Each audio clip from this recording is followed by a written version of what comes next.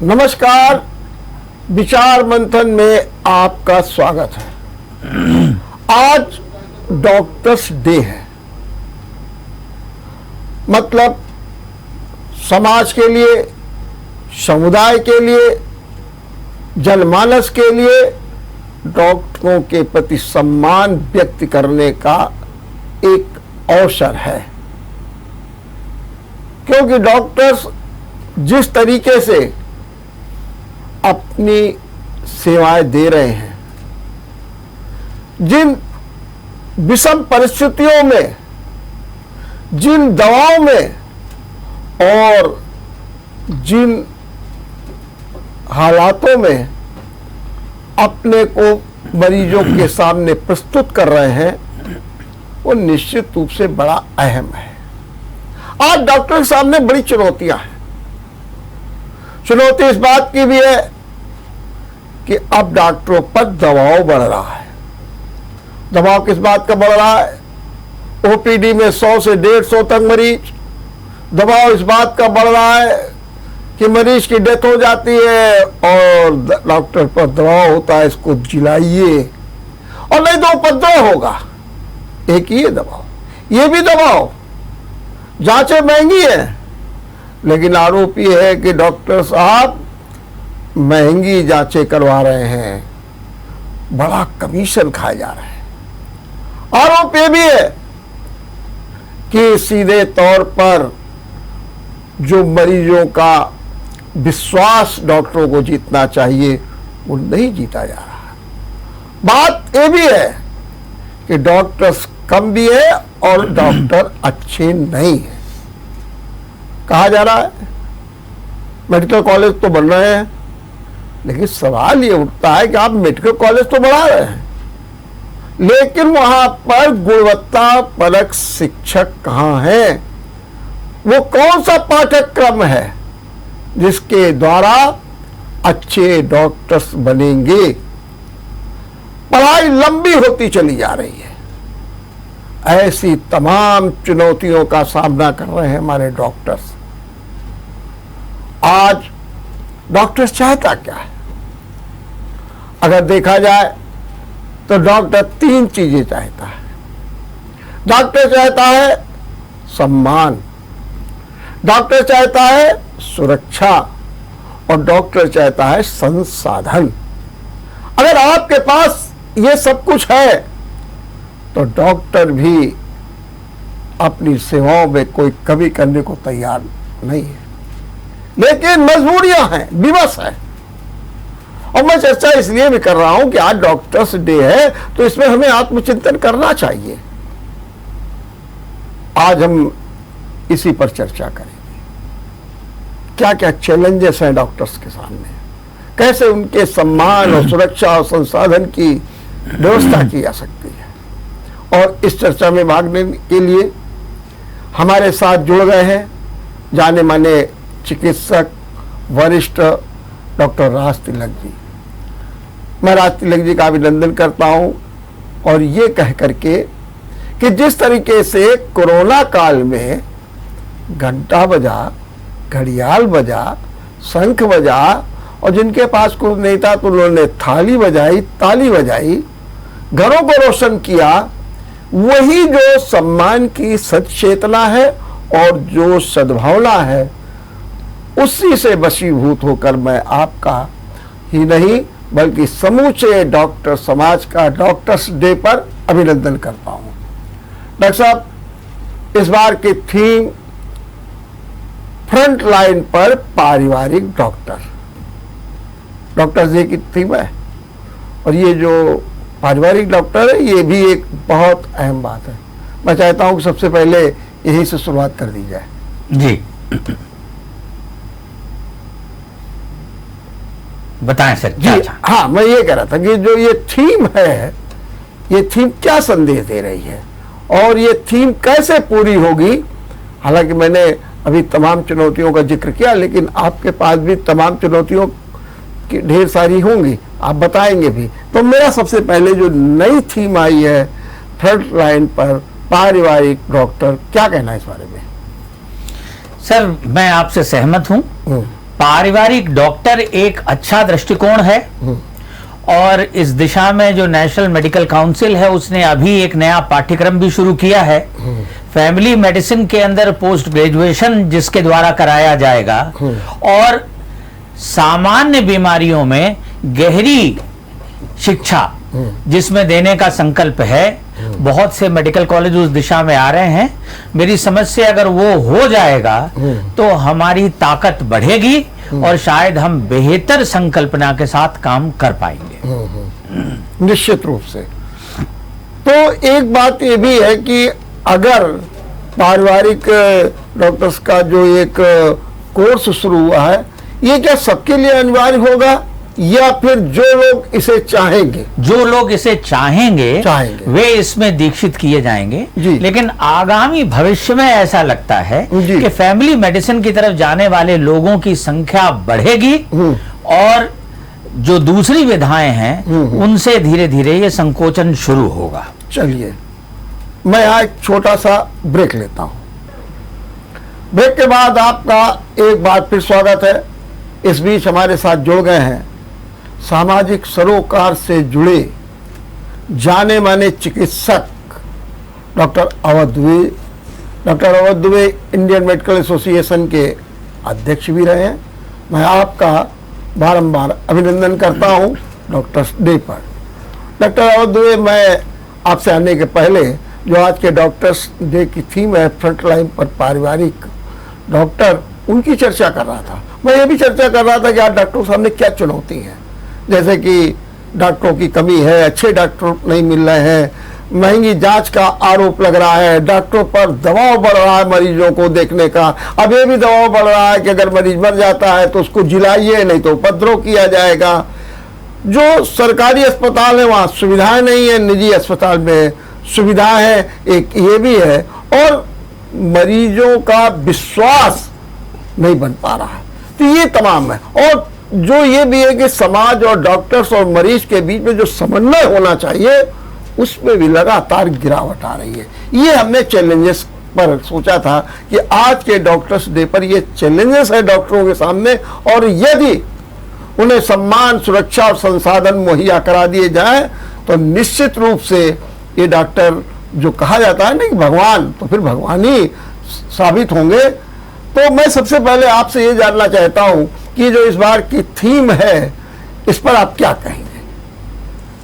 देखिए, जो आपने इस बार की थीम के बारे में बोला है, इसके पहले मैं आपका और आपके माध्यम से जो भी दर्शकगण हैं उन सबको नमस्कार करता हूं। और बहुत ही सारगर्भित थीम है, क्योंकि यदि हम थोड़ा पिछले युगों की बात करें तो डॉक्टर, वैद्य, हकीम ये सब परिवार के अंग ही थे। उनको डॉक्टर चाचा या हकीम ताऊ या ऐसे बुलाया जाता था। वो फीस का भी सिस्टम नहीं था। गांव में किसी के यहाँ अनाज होता था, वो अनाज पहुंचाता था। कोई कपड़े की दुकान थी तो वो कपड़े पहुंचा देता था। ऐसे ही सबका आपस में मिलजुल के काम होता रहता था। तो वो जो ये फैमिली शब्द है वो एक तो वहां से भी आया, और दूसरे भारतवर्ष की सनातन परंपरा ये रही है कि जब हम वसुधैव कुटुंबकम कहते हैं तो ऐसे में डॉक्टर तो परिवार का अंग है ही, और आज के समय में भी हम लोगों से लोग अपनी शारीरिक समस्याओं के अलावा निजी बात भी बहुत सी करते हैं। वो इन अ वे हम लोग एक तरह से ओपिनियन मेकर्स के रूप में भी हैं। वो इलेक्शन के टाइम पे भी पूछते हैं कि हम किसको वोट दें, और वो अपने घर गृहस्थी की बातों को भी हमसे शेयर करते हैं। तो जब वो इतना शेयर करते हैं, इतना हमारे ऊपर विश्वास करते हैं, तो हम भी अपने को उस परिवार का ही एक अंग समझते हैं। ठीक बात है। डॉक्टर तिलक, ये मैं जानना चाहता हूं कि अभी मैं चर्चा कर रहा था डॉक्टर, आज डॉक्टर्स डे पर डॉक्टर्स के सामने ये जो विषम परिस्थितियां उत्पन्न हो गई हैं जी, जो चैलेंजेस पैदा हो गए हैं जी, इनमें आप सबसे बड़ा चैलेंज क्या मानते हैं? क्या आप मानते हैं डॉक्टरों की कमी या संसाधन की कमी या फिर जो वातावरण बना हुआ है? क्या मानते क्या है आप?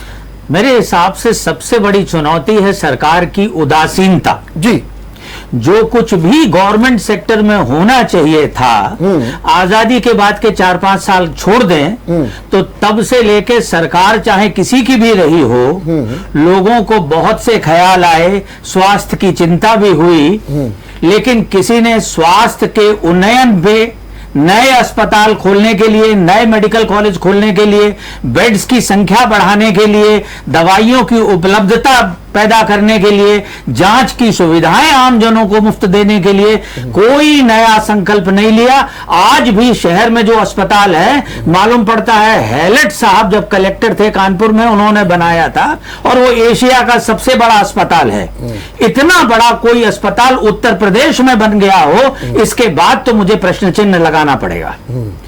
मुद्दा सिर्फ यही है कि जब तक जीडीपी का 1.2% ये देश खर्चा करता रहेगा स्वास्थ्य पे, जब तक स्वास्थ्य और शिक्षा हमारे चुनाव के मुद्दे नहीं बनेंगे, जब तक लोग इन पे वोट देना शुरू नहीं करेंगे, जब तक सरकारों पे दबाव नहीं पैदा होगा, तब तक हमारे अस्पताल बदहाल रहेंगे।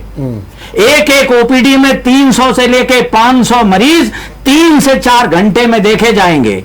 जहां सिर्फ रस्म अदायगी होगी, वहां पे दवाइयां नाम मात्र की मिलेंगी। आज भी देश में सिर्फ 27% दवाइयां अस्पतालों से मिलती हैं, बाकी 63% खर्चा हर मरीज को अपनी जेब से करना पड़ता है। ठीक बात। सुपर स्पेशलिटी सर्विसेज में जो नए अस्पताल खोले जा रहे हैं, वो चाहे नोएडा का बाल रोग अस्पताल हो, वो संजय गांधी अस्पताल हो, या कानपुर में पीजीआई की बात ही क्यों ना हो, वहां पे सब सशुल्क होने लगा है। तो जिस चीज का वायदा संविधान में इस देश के संविधान निर्माताओं ने किया था कि तुम्हें जीने का अधिकार है, तो क्या ये विकलांग, टूटा फूटा, गरीब और दुर्दशा लिए हुए जीवन होगा जिसकी उन्होंने गारंटी की है? लेकिन या ये स्वस्थ जीवन है? स्वस्थ जीवन है तो उसे सुरक्षित रखने का भी इंतजाम सरकारों को करना ही होगा। डॉक्टर साहब, अगर मैं आपकी बातों पे एक थोड़ा सा कमेंट करूंगा और आपका उत्तर भी बहुत संक्षेप में चाहूंगा। ये हमारी जो यूपी सरकार है वो कह रही है कि हम इंफ्रास्ट्रक्चर को मजबूत कर रहे हैं। जी, आपने हैलट की बात की, निश्चित रूप से, लेकिन वहां पर एक सुपर जो है उसकी एक ओपीडी बन रही है, वहाँ का एक अस्पताल बन रहा है। आप अगर देखें तो दक्षिण में भी एक अस्पताल खड़ा किया जा रहा है। और जो सबसे बड़ी बात यह कि हमारे जो स्वास्थ्य मंत्री हैं वो भी लगातार दौरे करके इस बात के लिए व्यवस्था कर रहे हैं कि दवा भी आपको अस्पताल में ही मिले। अब तो ये भी होगी कि आपको जेनेटिक ही दवा लिखनी है, ब्रांड लिखना ही नहीं है। तो ये चल तो रहा है। और जहाँ तक आप जीडीपी की बात कर रहे हैं, हो सकता है कि आपने 1.2 कहा है लेकिन 1.4 हो गई है, ऐसा भी कहा जा रहा है। तो ऐसी पर अब मेडिकल कॉलेजेस खुल रहे हैं। आप देखिए, मैं एक बार मेडिकल कॉलेजेस खुल रहे हैं। मैं एक एक करके आपके सारे सवालों का जवाब बहुत संक्षेप में रखिएगा। जी जी, जो आप 1.2 से 1.4 कह रहे हैं, मैं आपकी बात मान भी लूं जी, तो जितने सार्स देश हैं हमारे अगल बगल के, वो चाहे पाकिस्तान हो, बांग्लादेश हो, श्रीलंका हो या बर्मा हो, भूटान तक से, उन सब से कम स्वास्थ्य पे हमारे यहाँ देश में खर्चा होता है। नंबर 1 ये हो गया।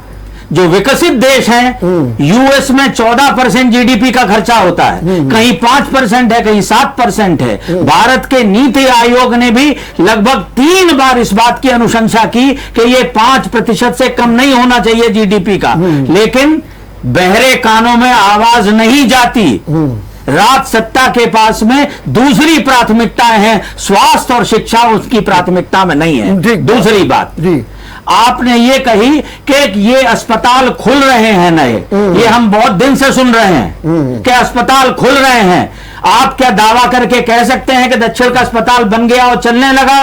यहां जो पीजीआई है, इमारत खड़ी है, लेकिन क्या आपको पता है कि वो पुराने ओपीडी के ही स्पेशलिस्ट लोग वहां भेज दिए गए हैं? उसके लिए स्टाफ की नियुक्ति आज तक नहीं हो पाई, ट्रांसफर हमारा आज तक नहीं लग पाया। इसी हैलट अस्पताल में एक बिस्तर पे 3-3, 4-4 बच्चे लेटाए जाते हैं। वयस्कों की भी नौबत ये आ गई है कि 2-2 वहां एक साथ रहते हैं। आधी से ज्यादा जितनी दुकानें बाहर आप देखते हैं दवाइयों की और जांचों की, वो हैलट के मरीजों के नाम से ही चल रही हैं और करोड़ों कमा रही हैं। ठीक बात। मैं आपकी बात से सहमत हूँ। सर, मंत्री जब आते हैं, आपने कहा आ रहे हैं, दौरे हो रहे हैं, जी। तो मैं उस अस्पताल में रहा हूं, मैंने काम किया है। जी। चादरें नई हो जाती हैं, ठीक सब बात। एप्रन पहने नजर आते हैं, पहले बता दिया जाता है मंत्री जी आएंगे, समय से पहुंच जाना। ठीक बात है, ठीक है, बिल्कुल मैं आपसे सहमत हूँ। कुत्ते और बिल्लियां और गाय जो घूम रहे होते हैं वो भगाए जाने लगते हैं। बिल्कुल। तो क्या उससे आप अंदाजा लगा रहे हैं कि देश सुधर गया और अस्पताल सुधर गए हैं?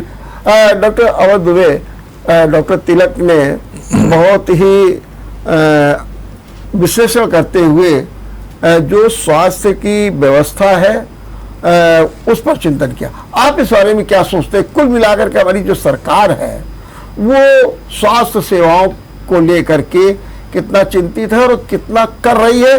और ये बात को मान सकते हैं कि ये साधन सीमित हैं, लेकिन क्या अभी और करने की जरूरत है?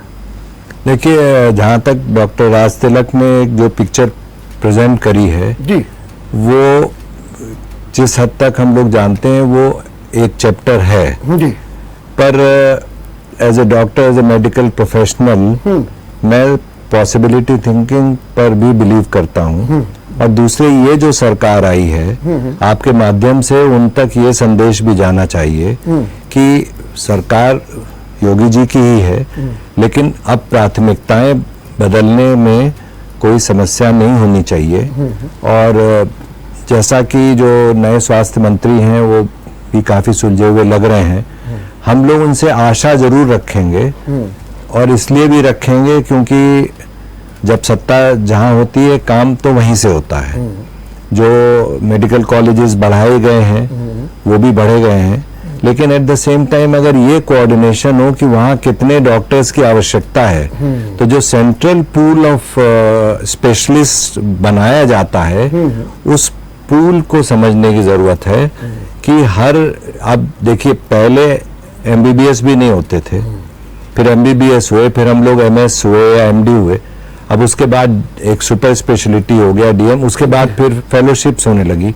तो अभी देश एक डिफरेंट टेक्नोलॉजिकल एडवांसमेंट में जहां बढ़ रहा है, वहीं वहां पर अगर संसाधन उससे मैच कर जाएं तो वो दोनों का बहुत अच्छा तालमेल हो सकता है। एक तो ये मेरा कहना है। दूसरा मेरा ये कहना है कि भारत और इंडिया में फर्क है। भारत जो है वो 70% गांव में है, छोटे कस्बों में है, और बाकी इंडिया जो है वो हम सब जानते हैं। तो मेरा आपके माध्यम से जो वर्तमान में स्वास्थ्य मंत्री जी हैं उनसे ये निवेदन है, और इस पर चर्चा कराई जा सकती है। बहुत सारे वो डॉक्टर्स जो अपने अपने काम में, अपनी स्पेशलिटी में काफी आगे बढ़ चुके हैं और समाज के प्रति एक आशावादी नजरों से अपने काम को करते भी हैं, तो एक अच्छी सी संगोष्ठी कराइए जिसमें जो लोग इसमें इंटरेस्टेड हैं, जो लोग सेवा के काम में जुड़े हुए हैं, वो हर क्षेत्र के लोगों के नाम इन लोगों को पता रहते हैं, क्योंकि उन्हीं में इनके प्रतिनिधि भी रहते हैं। तो जो भारत को जरूरत है, तो वो हमारे, मेरे डॉक्टर राज तिलक जैसे बहुत सारे वो डॉक्टर हैं जो आज एक अच्छा प्रोग्राम आप कम्युनिटी सर्विस का बनाइए, जो कि गांव के लिए हो, कस्बों के लिए हो, और मैं पूरी तरह से निश्चिंत हूं कि ये प्रोग्राम प्रयोग बहुत सफल होगा आपका। तो इस तरफ जरूर ध्यान दीजिए। और हम डॉक्टर्स तो हमेशा आशावादी हैं। जितनी भी हम ये सब बातें कह लें, हमारे जो मरीज आता है तो हम उसको उसी प्यार से देखते हैं। तो इसलिए मेरा तो अपना यही कहना है कि, लेकिन डॉक्टर साहब, ये जो मरीज और डॉक्टर्स के बीच में ये विश्वास क्यों टूट रहा है? अब वो विश्वास नहीं है। आपने बातचीत की अभी पारिवारिक डॉक्टर्स की, एक समय था निश्चित रूप से, अब तो वो कॉन्सेप्ट भी धीरे धीरे खत्म हो रहा है। अब वो शिक्षा के रूप से आएगा, ये देखना है। लेकिन मेरा सवाल ये है कि मरीज में और जो डॉक्टर्स पर जो विश्वास होता था वो क्या टूट रहा है? क्या इसमें कहीं ना कहीं आर्थिक पक्ष मजबूत हो रहा है? देखिए, ये सवाल बहुत सारगर्भित है और वर्तमान स्थिति में काफी हद तक हम इस बात को जानते हैं। एक तो जो निष्पक्ष बात यह है कि समाज के मूल्यों में बहुत सा परिवर्तन हमने आपने अपने ही जीवन काल में देखा है जी। तो उसका कुछ तो प्रभाव मेडिकल प्रोफेशन पर भी पड़ सकता है। लेकिन अभी भी मैं ये अच्छी तरह मानता हूँ कि अगर वो जो ज्योति हमारे अंदर जो जगी हुई है उसको अगर जो लीडर्स, जो ऑफिसर्स, जो कनेक्टेड लोग हैं वो अगर इस पर परिचर्चा कराएं तो बहुत सारी जो ये जो फीलिंग्स हैं जो गैप की हैं वो गैप कम हो सकता है। एक फोरम पर जब मैं प्रेसिडेंट था तो मैंने जो समाज के लोग थे और डॉक्टर्स के बीच में एक बहुत अच्छी वार्ता भी करवाई थी। तो इस प्रकार की वार्ताएं होनी चाहिए कि उन्हें हमसे क्या अपेक्षाएं हैं, उन्हें कहाँ लगता है आखिर हम भी तो समाज के हिस्से हैं और समाज हमसे एक एक व्यक्ति से मिलकर एक समाज बनता है। तो हम बदलेंगे, एक एक यूनिट बदलेगी। जैसे कहा गया है कि यथा पिंडे तथा ब्रह्मांडे। तो अगर एक माइक्रोकॉस्म ठीक होगा तो मैक्रोकॉस्म तो ठीक होगा ही होगा। तो इस पे बहुत अच्छे लेवल पर अच्छी पहल करनी चाहिए और ये सही मौका है। 5 साल हैं, पूरे लगन से यदि सब लोग मिलकर काम करें तो डॉक्टर कम्युनिटी हमेशा तैयार रहती है। हम लोग तो कभी ये चाहते ही नहीं है कि हमें कोई आंदोलन। आपने कितने आंदोलन सुने? नहीं सुने ना, तो हम तो सेवा कर ही रहे। लेकिन ठीक बात है राज तिलक जी, जैसे कि अभी डॉक्टर दुबे कह रहे थे कि जो समन्वय बढ़ाया जाए मरीज, समाज और डॉक्टर्स के बीच में, बहुत बड़ी बात है। लेकिन ये बात भी समझने की होगी जो डॉक्टर साहब कह रहे हैं, कहीं ना कहीं ये डॉक्टरों को भी आरोपों के घेरे में बार बार लिया जाता है। डॉक्टर साहब कह रहे हैं कि हमारी तो सेवा भावना थी, लेकिन कहीं ना कहीं आज जब हम जाते हैं, हाईलाइट में हालात सुनते हैं, उर्सला में जाकर के सुनते हैं, खासतौर से सरकारी अस्पतालों में, तो वहाँ बड़ी विषम स्थिति होती। अब जो निजी अस्पताल है वहाँ पर तो आपको सब कुछ देना ही है तो दे रहे हैं, वहाँ पर जरूर कभी ना कभी फीस इसको लेके झगड़ा हो जाता। तो क्या डॉक्टर्स कम्युनिटी में भी वो सेवा भाव जैसा कि अभी अवध दुबे जी कह रहे थे, या आपने जो किया है वो अब नहीं रह रहा? सर कम हुआ है जी, और भविष्य में और भी कम होगा। मैं उतना आशावादी नहीं हूं, मैं यथार्थ परक ज्यादा हूं, हकीकत की जमीन पे कदम रख के खड़ा होता हूं, भले मेरी निगाहें आसमान पे हों। जिस समय मैं पढ़ता था मुझे याद नहीं पड़ता है कि कभी मैं स्कूटर से भी कॉलेज गया हूं, साइकिल से ही जाता था जी। कभी मैंने 1000 रुपए से ज्यादा एक साल की फीस अदा की हो। लेकिन पिछले 5-7 साल के अंदर उन्हीं मेडिकल कॉलेजेस में, इंजीनियरिंग कॉलेजेस में, मैनेजमेंट कॉलेजेस में भी फीस 10 से 20 गुना बढ़ी है। प्राइवेट मेडिकल कॉलेजेस में एमबीबीएस करने की फीस 1 करोड़ रुपए के आसपास पहुंच गई है। सुपर स्पेशलाइजेशन के लिए 3 से लेके 5 करोड़ रुपया लगता है। सविता मेडिकल कॉलेज है कर्नाटक का, पता कर लीजिएगा। जो इतना पैसा दे के आएगा वो रिटर्न ऑन इन्वेस्टमेंट के टर्म्स में सोचता है। वो धनाढ्य आदमी का बेटा होता है। वो उसको जब लागत मूल्य की तरह लगाता है तो उसे बदलाव में चाहिए। ना डॉक्टरों को जमीन कोई मुफ्त में दे देता है, वो कमर्शियल रेट पे मिलती है। ना बिजली कोई सस्ते दाम पे दे देता है, वो कमर्शियल रेट पे मिलती है। इसके बाद सीएमओ के यहां जब रजिस्ट्रेशन होता है तो एक बार सर उसी आईएमए को माफ करिएगा जिसके डॉक्टर साहब अध्यक्ष रहे हैं, चपरासी जब पैसे लेके गया तो 50-50 रुपया अतिरिक्त लेके गया कि वो खर्चे के लिए चाहिए। जब आप जाते हैं तो उसका 10 गुना खर्चा लगता है। भ्रष्टाचार कहीं कम नहीं है। जो लोग साथ पढ़ते थे वो कोई एमबीए करने चला गया, कोई आईआईटी में चला गया, जो मेडिकल में आए थे उनकी मेधा किसी मामले में कम नहीं थी। लेकिन उन मेधावी लोगों को मैनेजमेंट में 3 साल करने वाले आदमी के पास में साल में 60 लाख रुपए सालाना का पैकेज है। हमारा लंबा कोर्स आदमी 10 साल, 11 साल, 15 साल, सुपर स्पेशलाइजेशन की बात कह दी डॉक्टर साहब ने, पढ़ता रहता है और उसके बाद में 3 साल में उसको 60,000 रुपए भी नसीब नहीं होते। बिल्कुल आपने ठीक कहा सर। समाज में जो परिवर्तन डॉक्टर साहब ने कहा है मैं सहमत हूं। जब हर जगह उपभोक्तावाद बढ़ रहा हो, आप कैसे कपड़े पहने हैं, कौन सी गाड़ी में चलते हैं, कैसा मकान आपका है, तो जो बीवी है, जो बच्चे हैं, समाज के और लोग हैं, उनके दृष्टिकोण में और आप अपने दृष्टिकोण में भी आपको अपना वो मूल्य निर्धारित करना पड़ता है। ठीक बात, बहुत अच्छी बात है डॉक्टर दुबे। जैसे कि अभी डॉक्टर तिलक कह रहे थे, उपभोक्ता संस्कृति पूरी तरीके से हावी हो रही है, इसमें भी दो राय नहीं है। लेकिन आप क्या मानते हैं कि ये जो आज डॉक्टर्स अपनी जो सेवाएं देना चाहते हैं, उनमें सबसे बड़ी बाधा कहाँ आ रही है? क्या कौन चीज आ रही है? उनको कौन सी ऐसी सुविधा मिल जाए जिससे वो खुल करके काम करें, दबाव मुक्त हो जाए? क्या करना चाहिए? देखिए, जैसे डॉक्टर साहब ने अभी बहुत अच्छी बात कही कि अगर एक डॉक्टर अपनी प्रैक्टिस करना चाहता है, शुरू करना चाहता है जी, तो उसे सरकार की तरफ से वो सारे प्रोत्साहन होने चाहिए कि भाई उसको जमीन ठीक से मिले।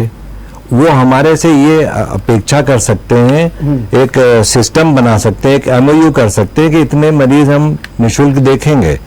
पर कम से कम हमें, अब एक नया डॉक्टर आता है, उसको अपनी प्रैक्टिस को सेट करने के लिए, देखिए अब जो है टेक्नोलॉजिकल एरा है इस समय। पहले जब पढ़ता था या मैंने प्रैक्टिस शुरू करी, मेरे पास 3 छोटी छोटी मशीनें आँख की होती थी।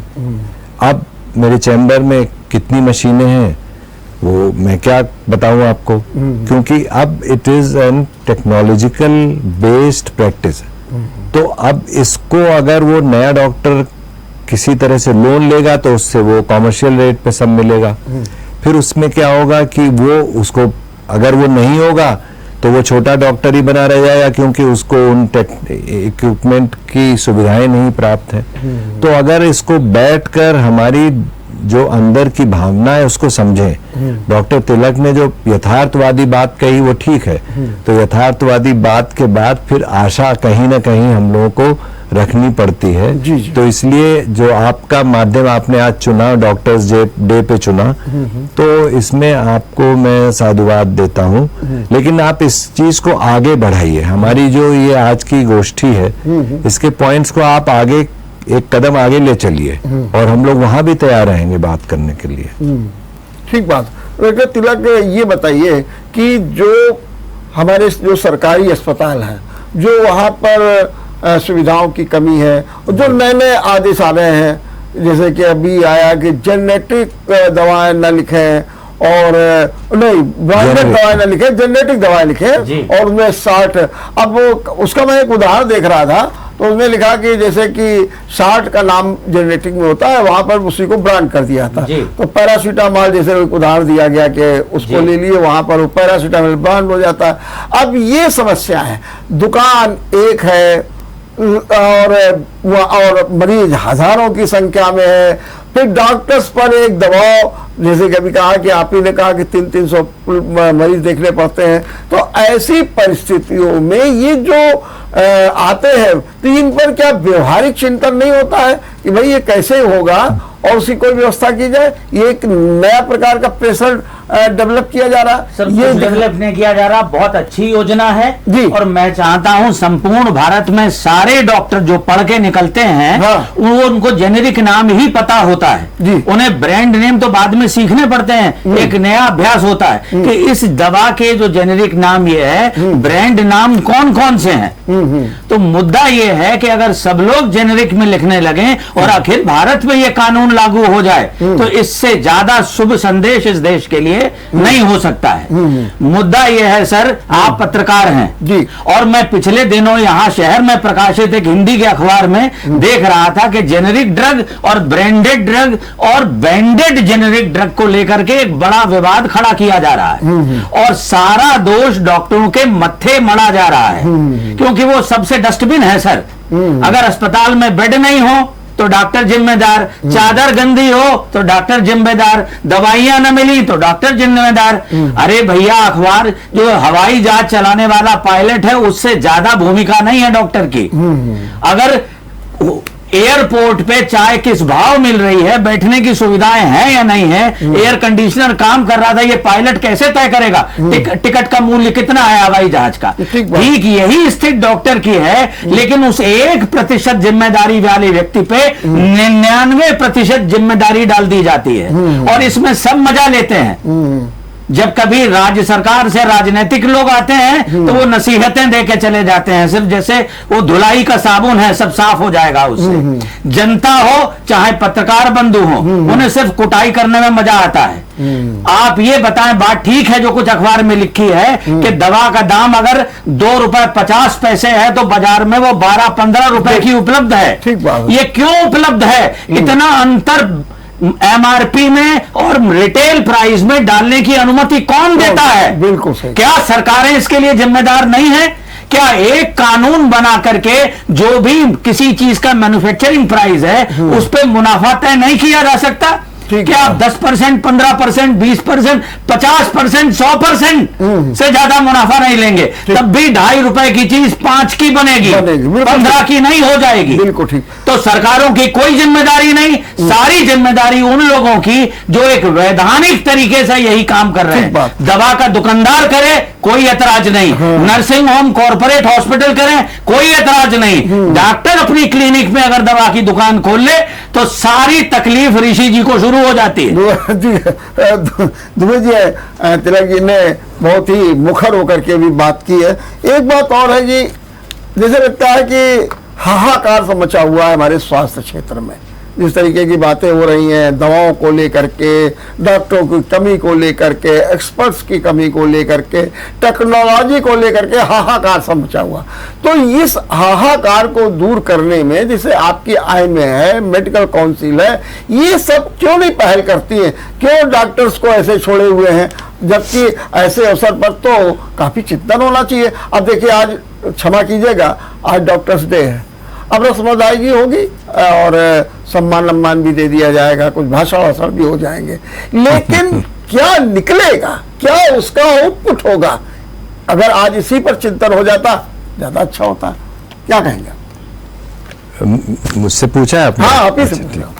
नहीं, जो आप कह रहे हैं बिल्कुल सच है जी। और पर मैं ये जरूर कहूंगा कि जब सब लोग सच जानते हैं तो उसमें डॉक्टर तो पहल करने के लिए तैयार ही हैं, हम तो पहल करने की बातें भी करते हैं।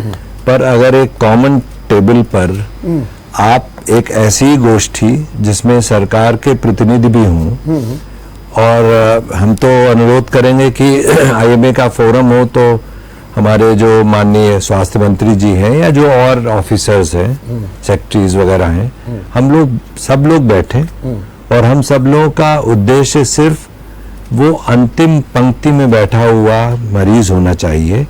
जैसे डॉक्टर साहब ने कहा कि ये सरकारी अस्पतालों में सब प्रॉब्लम है, लेकिन जब वो प्राइवेट में जाते हैं तो उनको तुलनात्मक सुविधाएं बेहतर मिलती हैं, उसकी एक उनको फीस भी देनी होती है। तो ये थोड़ा सिस्टम तो सब जगह चलता ही है कि भाई आप जितना अफोर्ड कर सकते हैं उससे आपको सुविधाएं मिल रही हैं।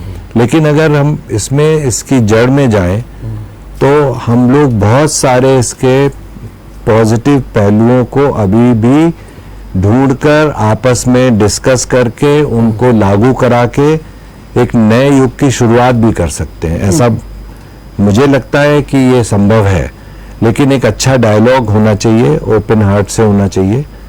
और हम सब मानव हैं, मानवीय संवेदनाएं हैं, तो एक ह्यूमन एस्पेक्ट का भी हम लोगों को ध्यान रखते हुए, जैसे इस समय अपने स्वास्थ्य मंत्री जी काफी दौड़े कर रहे हैं, छापे भी मार रहे हैं और सुधार करने का दावा भी कर रहे हैं, काफी एक्टिव है, अच्छी बात है। ये सवाल उठता है कि भाई आईएमए ऐसे स्वास्थ्य मंत्री को अपने बीच में बुलाए और कहे कि महाराज आप छापा पर बहुत मार रहे हैं, निरीक्षण कर रहे हैं, बहुत अच्छा, इसके लिए मैं तो आपको साधुवाद देता हूँ, लेकिन जो बुनियादी चीजें हैं जरा उन पर ध्यान दे दीजिए और वो बुनियादी चीजें उनके सामने प्रस्तुत की जाए, उन पर कुछ ना कुछ मान लीजिए 4 बातें रखी जाएंगी, 2 बातों पे काम तो कम से कम भला तो होगा। सर, सब पता है और सबको पता है जी, एलानिया ये बात मैं डंके की चोट पे कह रहा हूँ, ये कोई छुपा सच नहीं है। जो डॉक्टरी पेशे में, अस्पतालों में, राजनीतिक हलकों में और उसके गलियारों में भ्रष्टाचार है, जहां जहां हो रहा है वो सब स्वीकृति का विषय है। क्योंकि परिवर्तन के लिए पहली शर्त है कि जो बीमारी है उसे पहचानो, उसे मानो, वहां से सुधार शुरू होता है। हम किसी छद्म आत्मवंचना के तरीके के प्रवर्तक नहीं हो सकते। जी। हमें मानना ही होगा ये गलतियां हैं और हो रही हैं, और स्वास्थ्य मंत्री इसको जानते ना हो, वो भी कहीं रहते रहे हैं और पहले दिन से स्वास्थ्य मंत्री नहीं हो गए हैं। लेकिन जब अब आते हैं तो उनके साथ गाड़ियों का काफिला होता है, वो जाते हैं। बताइए, किसी भी मंत्री ने आज तक आरटीओ का दौरा किया है? कोई मंत्री है जो नगर निगम के कार्यालय में जाके भ्रष्टाचार देखता है? सबको अस्पताल ही मिलता है, क्योंकि वहां सहानुभूति बट रही है। दवाइयां मिली कि नहीं मिली, इलाज ठीक चल रहा है कि नहीं, यही 2-3 गिनती के प्रश्न है। और जब तक 2-4 लोगों को सस्पेंड ना कर दो, सवाल ना कर लो, पब्लिकली किसी डॉक्टर को डांट ना दो, तब तक जनता की सहानुभूति नहीं मिलती। तो ये सहानुभूति बटोरने आते हैं। ठीक बात है। दुबे जी, क्या डॉक्टरों के साथ वास्तव में अब ऐसा व्यवहार शुरू हो गया है सरकारी तंत्र की ओर से? क्योंकि पहले तो बड़ा सम्मान मिलता था और आज का डॉक्टर्स डे जो है सम्मान, सुरक्षा, संसाधन की ही बात कर रहा है। तो क्या वास्तव में आज ये डॉक्टर की जो स्थिति बन गई है, उसका आप मूल कारण क्या मानते हैं? देखिए, मूल कारण हम सबको पता है जी, और हम उस मूल कारणों के लिए ही तो मैंने रिक्वेस्ट करी है कि एक अच्छी संगोष्ठी आज की आप जाए। थोड़ा सा जिक्र कर देंगे तो बड़ा अच्छा लगेगा। नहीं, मूल कारण यही है कि जो संसाधन है वो उतने हैं नहीं, ठीक। मरीज ज्यादा हैं, जो गरीबी की रेखा के नीचे हैं या जिनको जनरल हॉस्पिटल में जाकर इलाज कराना पड़ता है, उनकी संख्या के लिए कुछ ऐसे विचार हों, ऐसे सिस्टम बने कि डॉक्टर्स को उपलब्ध कराएं। कुछ अभी जैसे कुछ सिस्टम ये भी हो गया है कि जिनको पीजी नहीं मिलती है पर वो उस तरह के डॉक्टर्स भी अपॉइंट करे जा रहे हैं, लेकिन उन डॉक्टर्स की भी ये पूरा ये होना चाहिए कि भाई वो जितने समय वहां रहे उनको उतनी जिम्मेदारियां दी जाएं। तो ऐसे ही अगर ये सब चीजें भी बढ़ाई जाएंगी, जब तक डॉक्टर ज्यादा नहीं होंगे तो पर कितने पेशेंट्स में कितने डॉक्टर्स को देखना चाहिए, तो काफी समस्या ऐसे सुलझ सकती है। तो लेकिन गरीबों के लिए जो विविध योजनाएं चल रही है, आयुष्मान कार्ड, आयुष्मान योजना प्रदेश सरकार की अलग चल रही है और केंद्र सरकार की अलग चल रही है, तो अब तो इससे कोई अभाव होना नहीं चाहिए। सर इजाजत हो तो मैं टिप्पणी कर दूं सर? आप कर दीजिए। चलिए सर इजाजत है आपकी? हाँ, sure। हाँ, चलिए बाद में आपसे बात कर लेंगे। सर अगर छत है और छत गिर रही है, चटक गई है, तो कोशिश की जाती है नीचे से एक डंडा लगा दो, कुछ समय सधी रहेगी, एक बल्ली खड़ी कर दी जाती है। अगर टपक रही है तो लोग मोमिया बिछा आते हैं उसके ऊपर। तो हो रहा है सर, रंगामेजी चल रही है, रस्म अदायगी जारी है। लेकिन जो सब्सटेंटिव होना चाहिए बुनियादी तौर पे, मैंने इसलिए सबसे पहले वही सवाल उठाया कि आप 1.2 से लेके 1.4% जीडीपी में वो कर ही नहीं सकते। आप मंत्री भी हो तो कैसे बढ़ जाएगा जब तक फाइनेंशियल बजट में आपके वो पास नहीं होगा, जब तक आप उस पर चर्चा नहीं करेंगे, जब तक वो मुद्दा सामने उठेगा नहीं, जब तक जनता का दबाव नहीं बनेगा। आप हेल्थ को नॉन प्रोडक्टिव एक्सपेंडिचर मानते रहते हैं कि ये खाता ही खाता है, यहां से कुछ निकल के नहीं आता। तो फिर मंत्री जी क्या करते हैं? एक जमाने में मुझे याद है कि 1 रुपए का पर्चा जो ओपीडी में बनता है वो 5 रुपए का किया गया था, और मुलायम सिंह जी मुख्यमंत्री थे। दूसरे तीसरे दिन ही जन आक्रोश देखते हुए फैसला किया गया, नहीं 5 से घटा के 1 कर दिया जाए। 1 का सिक्का मिलना मुश्किल है, टॉफी भी नहीं मिल रही आजकल 1 रुपए में। ठीक बात, लेकिन इलाज का पर्चा 1 रुपए में बनेगा। ठीक बात है। न जनता की भागीदारी है, न सरकार देना चाहती है। ठीक बात है दुबे जी, बहुत अच्छी बात है। और यहाँ पर हमने एक और आयुष्मान की उसकी बातचीत की, और एक जरूरत इस बात की कि इलाज सस्ता हो, क्योंकि इलाज बहुत महंगा हो रहा है, ये आम लोगों के बस का नहीं हो रहा है। क्या कहेंगे इस बारे में? देखिए, आप इलाज की बात जहाँ तक है जी, मैंने पहले थोड़ी देर पहले बोला था कि अब इक्विपमेंट बेस्ड प्रैक्टिस हो गई है। अब कोई भी जांच होती है पहले नाड़ी वगैरह देखकर और उससे उपचार हो जाता था। अब ये है कि उसके कितनी सारी मशीनें हैं, सीटी स्कैन है, एमआरआई है, और ऐसे बहुत सारे इन्वेस्टिगेशंस हैं जो आप लोगों को, जो नॉन मेडिकल लोग हैं, आपको तो थोड़ा मालूम भी हो सकता है, वो सारे भारतवर्ष में उपलब्ध ही नहीं थे। अब जब वो सारे इन्वेस्टिगेशंस हो जाते हैं तो वो सारी मशीनें जो हैं, वही जैसे मैंने पहले बोला था कि अगर वो प्राइवेट सेक्टर्स में मशीनें हैं तो सरकार एक सिस्टम ऐसा बनाए कि वो मशीनें ऐसी हों कि जो बाकी मरीज वहां पर जांच कराने जाते हैं जी। उन पर उतना बोझ नहीं पड़े, क्योंकि मशीन खरीदी जाएगी, लोन लिया जाएगा, तो लोन तो सरकारी बैंक की सब लोग वही तो दे रहे हैं। वहां पर रेट ऑफ इंटरेस्ट कम होना चाहिए, तो मशीनें भी ज्यादा आएंगी तो डॉक्टरों पर भी बोझ कम पड़ेगा। तो ये तो मिलजुल कर बैठकर इसका रास्ता ढूंढने की ही जरूरत है, और शायद एक दिन में ना भी हो, लेकिन कहीं से तो शुरुआत की जाएगी ना। तो हो सकता है कि वो आज ही से शुरुआत करी जाए। आप हमारा ये संदेश पहुंचाइए आगे कि हम लोग तैयार हैं। हम तो डॉक्टर्स के बिहाफ पर बगैर उनसे पूछे हम और डॉक्टर राज तिलक इस बात के लिए तैयार हैं कि एक अच्छी संगोष्ठी हो, हम लोग अपनी बातें दिल से कह सकें, सोल्यूशन ढूंढें। और सोल्यूशन हम लोगों के पास तो बहुत सारे हैं, हमारे उन सोल्यूशंस को सुने और उनको इम्प्लीमेंट करें। हम तो सरकार, जब हम भारतवर्ष के नागरिक हैं तो कंट्री फर्स्ट, राष्ट्र प्रथम, ये हम सब डॉक्टर्स के बीच में एक सिपाही की तरह भरा रहता है, पर इन भावनाओं को कभी समझा नहीं जा रहा है आजकल। आजकल उनको सबको एक पैसे के सिस्टम से ही लिया जा रहा है, जो प्राइवेट में काम कर रहे हैं और जो सरकार में काम कर रहे हैं उनके ऊपर इतना बोझ है, तो उनकी क्वालिटी भी कैसे आ पाएगी बाहर। लेकिन अब रमेश जी ये देखिए कि हिंदुस्तान में जो मेडिकल डिवाइसेस हैं, जी जी, इनकी कमी के लिए कुछ किया जाना चाहिए, ये हमने कोरोना काल में पहचाना। 80% जो मेडिकल डिवाइसेस इस कंट्री में आती हैं वो सब इंपोर्ट से आती हैं, यहां बनी नहीं रही हैं। यहां कोई डिवाइस मैन्युफैक्चरिंग पार्क ही नहीं है। कोरोना काल में पहली दफे ये विचार आया कि इस देश में होनी चाहिए, जैसे जरूरत ही नहीं थी। पुलिस में रिजर्व पुलिस फोर्स होता है कि अगर दंगा हो जाए तो भेज दिया जाएगा रिजर्व निकाल के। हमारे पास कोई रिजर्व नहीं है। जब अस्पताल में चुनौती आए तो ये वार्ड खाली करो, वो वार्ड खाली करो, फलाना करो, इसे ये बना दो। अरे जब खाली करोगे तो किसी चीज में तो कटौती करोगे। जब वहां पूरा दे रहे हो, वो भी नहीं दे रहे थे, एक बेड पे 3 लेटा रहे थे, अब उसे भी खाली करो। ये स्थिति इसलिए है क्योंकि राजनीतिक इच्छा शक्ति नहीं जुड़ रही है, उसके लिए संसाधन नहीं दिए जा रहे हैं। आपने कभी देखा है कि जितना बजट है वो बजट फरवरी तक, बल्कि जनवरी फरवरी तक लोग अपने पास रोके रहते हैं केंद्रीय स्तर पे। फरवरी में बजट आपको दे दिया जाएगा कि मार्च तक खर्चा करो इसको। बिल्कुल सही बात है। नतीजा यह है कि ना वो बजट खर्चा होता है, आपका लोकेशन भी बेकार जाता है, या औने पौने में कैसे ही लोग खर्चा करने में लग जाते हैं। क्यों? कि लोग आएंगे, मिजाज पुरसी करेंगे, पैसा ले जाएंगे, उसका 10-20% दे जाएंगे।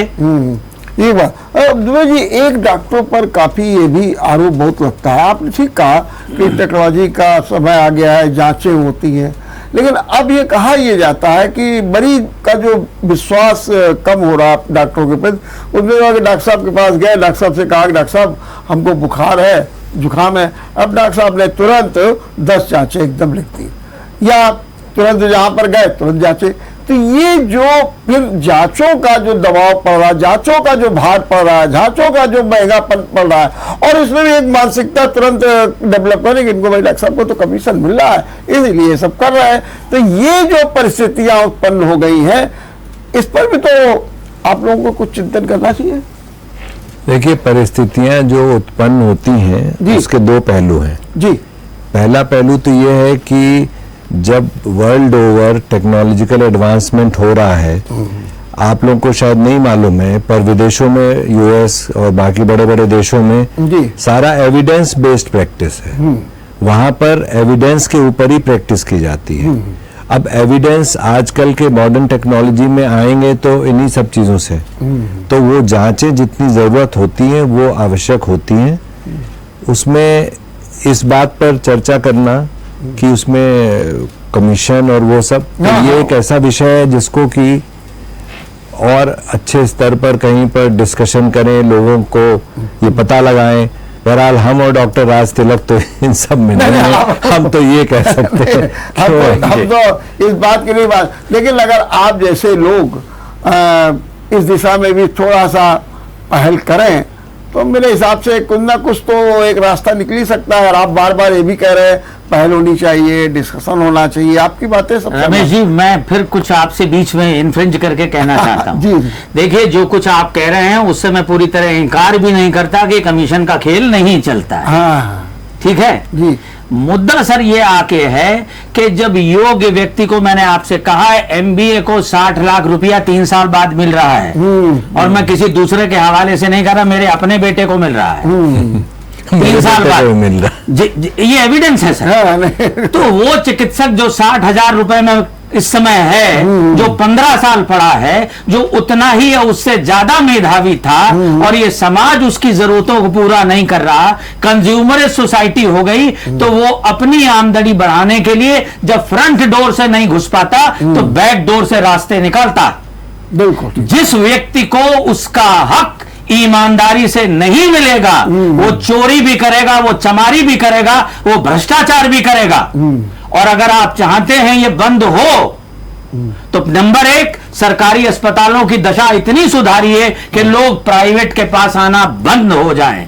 नंबर 2, प्राइवेट के पास वही आए जो साधन संपन्न हैं, और इतनी फीस अदा करें जो उस काबिलियत के आदमी को दुनिया के दूसरे देशों में मिलती है। ठीक बात। अगर आप वो फीस नहीं दे पाएंगे तो जानते हैं क्या, कनाडा में, अमेरिका में, यूके में, ऑस्ट्रेलिया में, जितने भी दुनिया के विकसित देश हैं, वहां 30% जो डॉक्टर प्रैक्टिस कर रहे हैं वो भारत की उपज हैं। ठीक बात। लोग भागेंगे यहां से, उन देशों में जाएंगे, तो यही काम करेंगे। डॉक्टर साहब क्षमा करिएगा, फिर जो डॉक्टर्स की सेवा भाव है खत्म सर, बिल्कुल खत्म। तो अब सिर्फ हमें डॉक्टर, सबसे बड़ी गाली है जब आप हमें भगवान कहने लगते हैं। हम भी डॉक्टरों से कहते हैं आप भगवान बनना बंद कर दीजिए, आप महज एक एक्सपर्ट हैं। आप आर्किटेक्ट को पैसा दे सकते हैं, स्किन स्पेशलिस्ट को 500 रुपए देने में दम निकलता है, ब्यूटिशियन को आप 15,000 रुपए दे सकते हैं ब्राइडल मेकअप के लिए।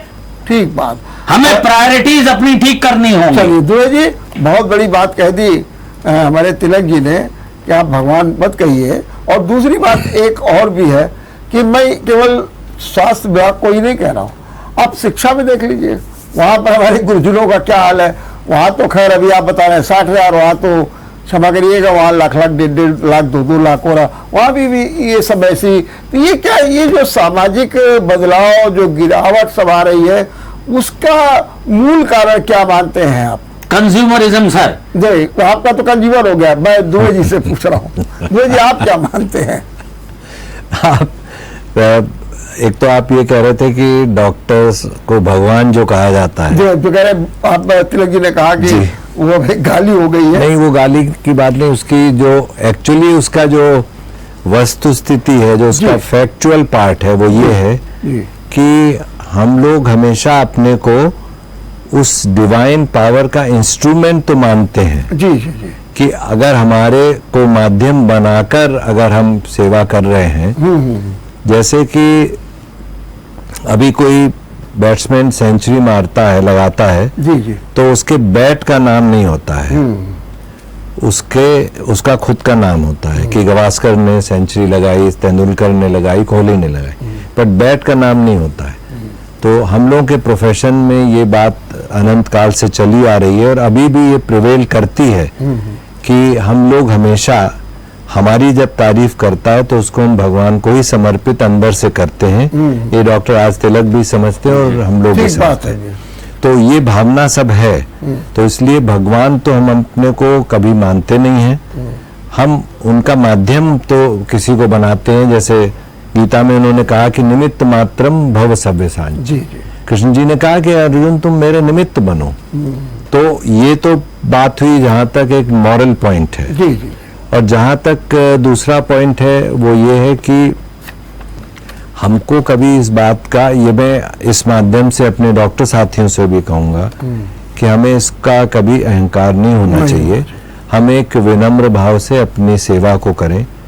और मेरी माँ ने, जब मैंने पास किया तो उन्होंने मुझे एक ही सूत्र दिया था कि सेवा करना मनी इसका बाई प्रोडक्ट होना चाहिए, और बाई प्रोडक्ट जितना है समाज जानता है। तो इसलिए ये एक बहुत ही मेडिको सोशल सिचुएशन है। इसके लिए यहाँ वार्तालाप करके आपने एक लॉ तो जगाई है, एक इग्नाइट किया है स्पार्क विद इन। सो हम अपने हिसाब से अपनी बात कह रहे हैं और हमारे हिसाब से हमारी बात, राज तिलक भी उसी को यथार्थ रूप के से में प्रस्तुत कर रहे हैं। ठीक, सर मैं बिल्कुल पूरी तरह से सहमत हूं डॉक्टर दुबे सर से। जी। ये आइडियल सिचुएशन है, काश कि ऐसा होता और हो सकता रहता। ठीक बात। लेकिन जिस अच्छा, देश ने सर औरत के साथ और डॉक्टर के साथ एक जैसा व्यवहार किया है, जी। या तो सती सावित्री बन के रहो, हाँ। नहीं तो तुम्हें नगर नारी बनाकर चकले में बैठा दिया जाएगा। हमसे इंसान बने रहने का हक छीन लिया है, ठीक। और हमें सबसे ज्यादा पीड़ा इसी बात की। डॉक्टर साहब, जो ये पीड़ा आपने एक वर्ड कहा अंत में जी। और अंत में ही अब हमारी डिबेट भी है जी, ये पीड़ा कही है, इस पीड़ा को दूर करने की थोड़ी सी एक दवा तो बता दीजिए कि तत्काल ये पीड़ा कैसे दूर होगी। सर पीड़ा दूर नहीं होगी, कॉलेजों में बायोलॉजी के सेक्शन कम होते जा रहे हैं। अच्छा।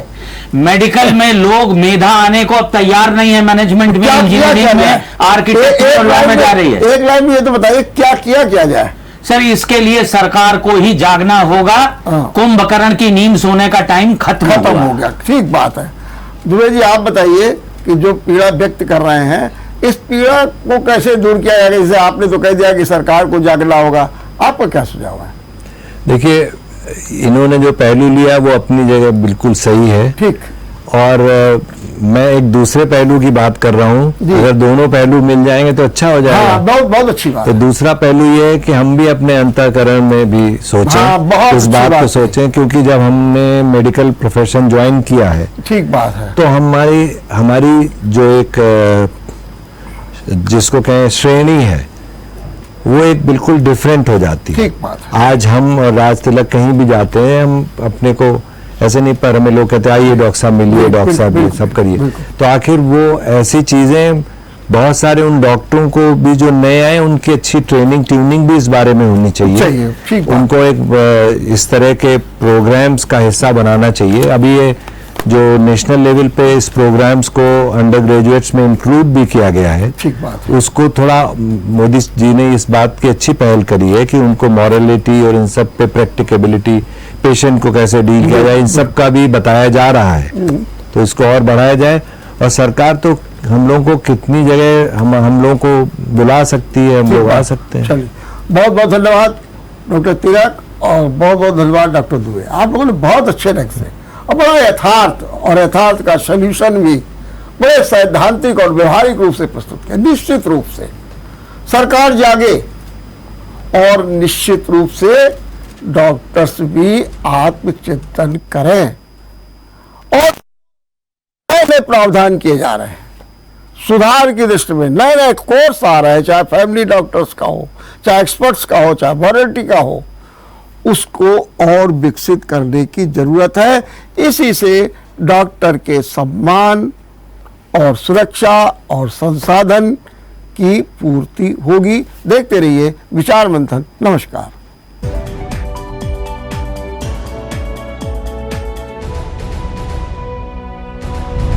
अगर आपको हमारा वीडियो पसंद आया हो तो हमें लाइक करें, सब्सक्राइब करें और ज्यादा से ज्यादा शेयर करें। और हाँ, बेल आइकॉन दबाना ना भूलें ताकि हर खबर का अपडेट आप तक पहुंचे तुरंत।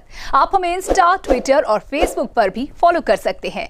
हमारी आईडी है @JMT News Flash।